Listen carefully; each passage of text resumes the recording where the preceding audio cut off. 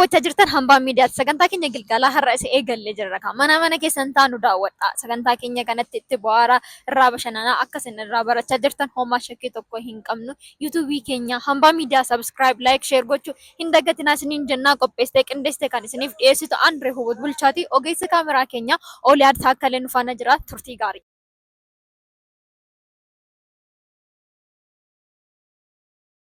Tolee heeyyamamoo ta'uuf guddaa galatoomaa ulfaadhaa isiniin jenna.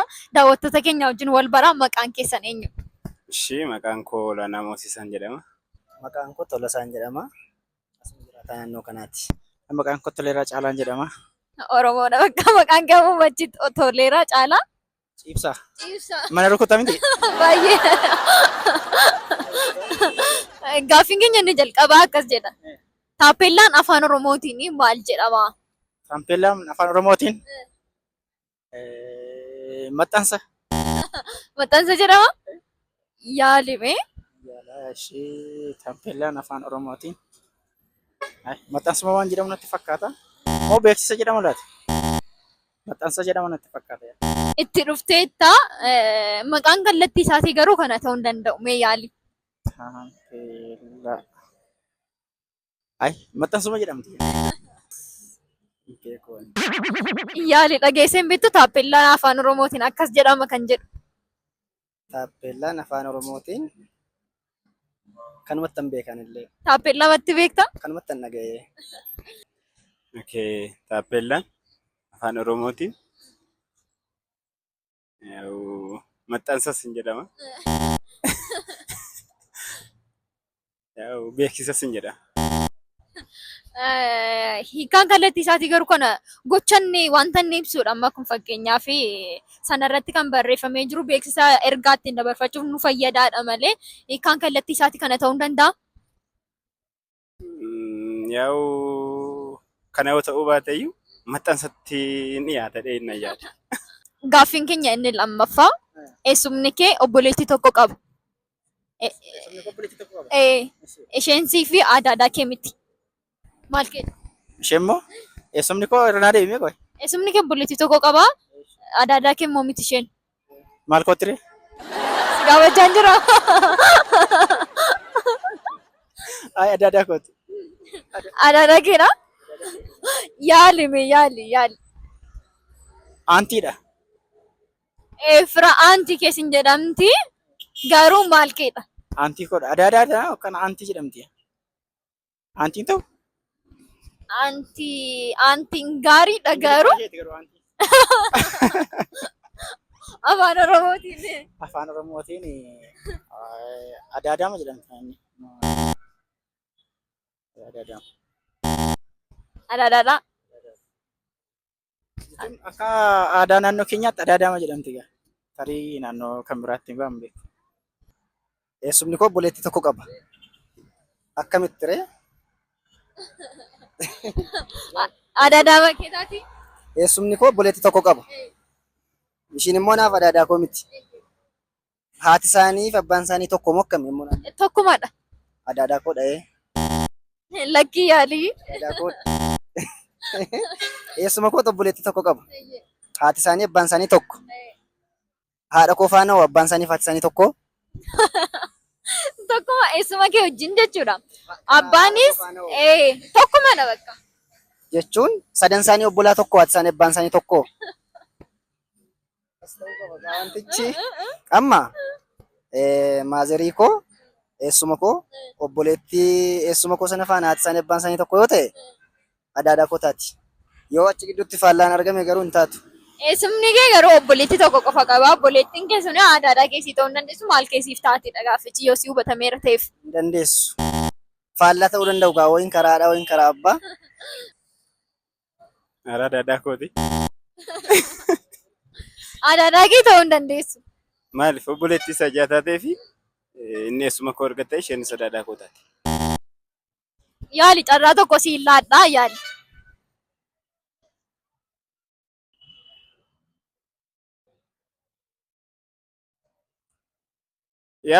Akkasuma dheedna yaada. Gaaffiin keenya nuti aanu immoo nama hundumaa biratti baay'ee jaallatamaadha. Qomoon kamiyyuu baay'ee jaallatu inni eenyudha? Gaafficha akkam irraa deebi'e? Namtichi tokko nama hundumaa biratti baay'ee jaallatamaadha. Oromoon baay'ee jaallata, Tigreen baay'ee jaallata, Amaarri baay'ee jaallata namticha kana. Namtichi kun immoo eenyudha? Maqaan isaa Jaalala jedhama. Namticha namni hundumtuu jaallatu maqaan isaa Jaalala? Inni ta'u Jaalala jedhama. Akkuma kana Obsaa. Nama namni jaallatu obsaadha. Namni jaallatu Obsaa jaalala yaada. Akka kootti. Yaalii carraasii ilaalla. Nama hundumaa biratti jaallatamaa miti. Nama hundumaa biratti jaallatamaa ni. Namuma bakka nama obsa qabu. Nama jaallatamaa. Amanamaadha. Namichuma amanamaadha. Amanamaa gaafa otoo hin taane baay'ee jaallatamaadha. Qomoo kan biratti, Amaara biratti, Tigree biratti, Oromoo biratti, qomoo kan biratti iyyuu jechuudha. Baay'ee jaallatamaadha. Namtichi kun eenyudha? Namichumadha. Namichuma jaallatamaa sani. Ati baluu isaan beektu? Natti himne gaatillee. Jaallatamaa sani. Namichuma jaallatamaa sani. Nama hundumaa biratti jaallatamaadha. Namichi eenyudha? Yaa uumaadha ka. Uumaan namticha. Uumaan namticha. Uumaa namni jibbu jaan jirree fi uumaadha dhenna yaada. Mee carraan siniif laadha ammas dabalaatii mee yaala. Namni hundumtuu kan jaallatu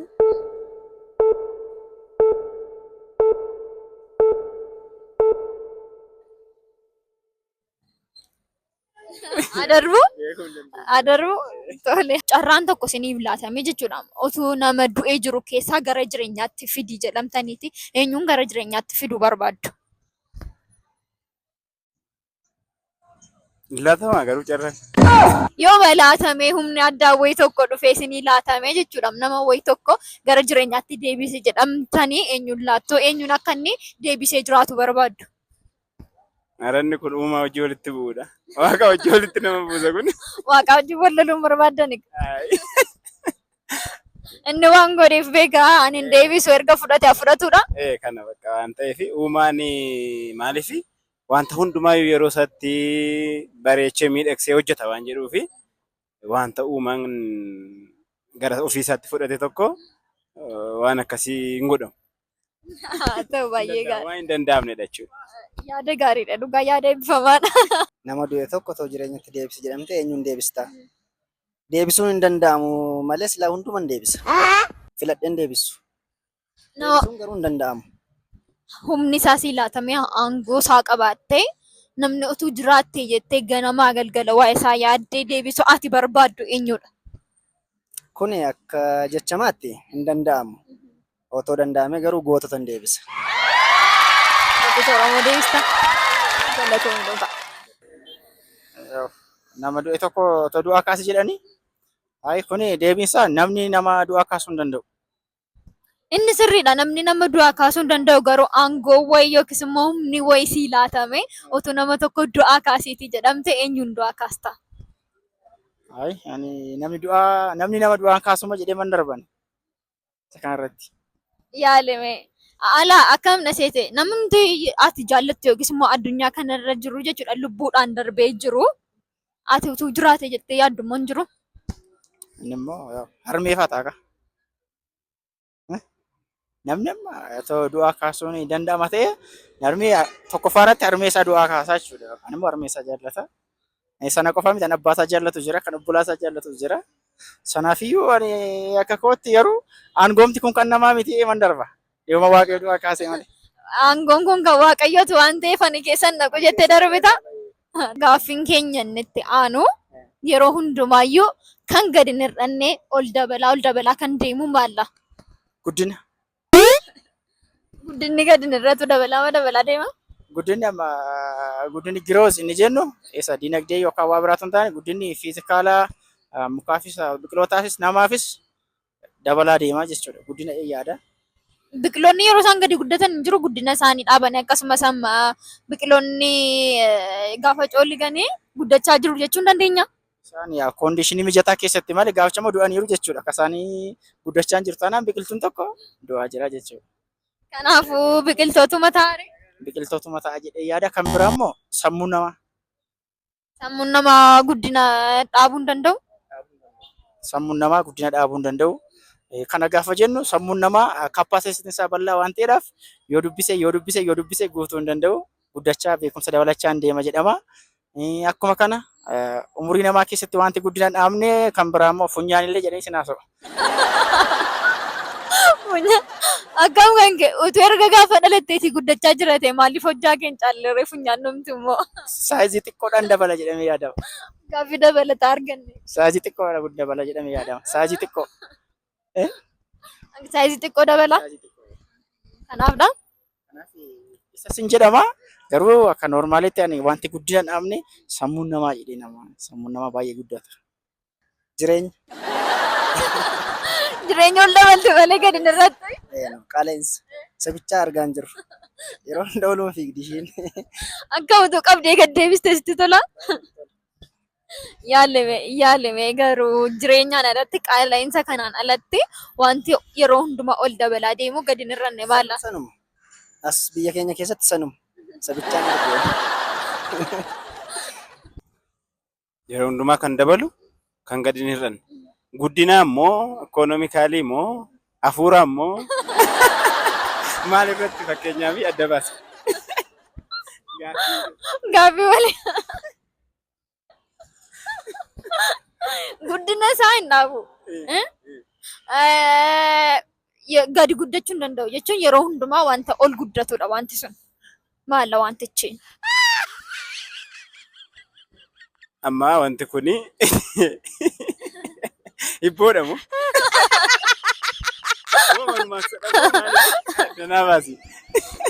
Mammaaksa hibboos miti gaaffiidha wantichi.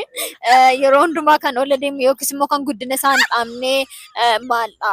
Yeroo hundumaa kan itti gaduma hin deemu oluma guddachaa kan deemu jechuudha. Waaqayyoodha kan. Waaqayyo jedhee yaada. Maaliif inni guddinni isaan tilmaamu waan ta'eef gad deebi'uus hin danda'u. Wanti gad isa qabus hin jiru waan ta'eef inni bara baraan teessoo isaarra jiraatuu fi uumaadha waaqayyoodha. Waaqayyo guddina hin dhabu. Waaqayyo garuu dhuma hin qabu. Haa ta'u macaafa qulqulluu keessa galaa jirra waan ta'eef deebi'uu nu wayya salphaamatti. Turtii qabaannetti baay'ee natti toleera. Galatoomii heeyyamamaa ta'uu keef ulfaadhu. Dhaamsa waan dabarsitu wayii qabdaame gara kaameraan alaarta. Hayyee illee galatoomaan jedha. Carraa kana argadhee sitti gaaffiin gaafatame hundumaatii fi muuxannoo tokko irraa bariidha waan ta'eef iddoo galatoomaa itti fufaa isiniin jechuun barbaada. Baay'ee galatoome abbaa biyyaa ulfaadha. Hayyee maqaa daawwattoota keenyaan guddaan si galateeffadhaa ulfaadha. Hayyee galatoome dhugaa ulfaadha. Hayyee dhaamsa dabarfattan qabdu laata? Ara galatoomaa itti fufaa isiniin jechuun barbaada. Akkasumaan itti fufaa. Hayyee ulfaadha. Tole. Turtii qabaannetti akkasin irraa barachaa itti bu'aaraa turtan homaa shakkii hin qabnu. Gaaffiiwwan turaniif deebisinii laanna. Gaaffiin jalqabaa akkas jedha ture. Taappellaa jechuun afaan Oromootiin maal jechuudha jedha ture. Gaaffiin kuni taappellaa jechuun afaan Oromootiin barjaa jechuudha. Namoonni baay'ee yeroo baay'ee kanan fayyadamanii taappellaa jechuurraa gara barjaatti haa dhufnu isiniin jedha. Eessumni kee obboleettii qaba. Obboleettiin eessuma keetii sunni aadaa siif ta'uu dandeessu. Isheen maal siif ta'uu dandeessi kan jedhu ture. Isheen maal siif ta'uu dandeessi kan jedhuuf immoo haadha keessii taate jechuudha. Obboleettiin eessuma keetii siif maal keetii haadha keeti. Gaaffiin keenya inni itti aanu immoo qomoo kan biratti namticha jaallatamaa tokkotu jira. Namtichi kun eenyudha kan jedhu ture. Oromoo biratti, Amaara biratti, Tigree biratti namtichi kun baay'ee jaallatamaadha kan jedhu ture. Namtichi kun immoo eenyudha isa jedhuu fi namtichi kun isa birriirra jirudha. Namticha kana jaalala namni qabuuf baay'ee guddaadha. Ani akka kootti baay'een jaalladha. Isinis akkasiin jaallattan abdiin qaba. Gaaffiin keenya inni itti aanus immoo nama du'ee yookiis immoo nama lubbuudhaan hin jirre tokko jireenyatti utuu deebisii jedhamte eenyuun deebista kan jedhu ture. Egaa walumaan kan dhagaa turredha. Nama sana irratti hundaa namoonni kaan an jireenyatti nama deebisuu hin danda'u jechaa turani. Akkasumas immoo namoonni maqaadhaa turanis jiru gatii ta'ee fi nama sana irratti hundaa. Yeroo hundumaa kan dabalu guyyaa tokko tasuma kan gadi hin hir'anne maal isa jedhuuf immoo tasuma kan gadi hir'achuu hin dandeenye umurii keenyadha. Ol adeema malee tasayyuu umuriin namaa gadi hin adeemu yoo dhaabbatee abbaan sun du'e malee. turtiin qabaanne kana fakkaatu ture akkasin irraa barachaatti buhaaratti bashannanaa turtan homaa shakkii tokko hin qabu Gilgaala daawwadhaa isiniin darbinaa yeroo hundumaa filannoo keessan godhadhaan isiniin jedha yuutuubii keenya hambaa miidiyaa immoo subscribe like share gochuu hin dagatinaa qopheessitee qindeessitee kan isiniif dhiyeessitu Andree Hobootu bulchaate ogeessi kaameraa keenya Oliyaad Taakkaleen faana jira yeroo gaarii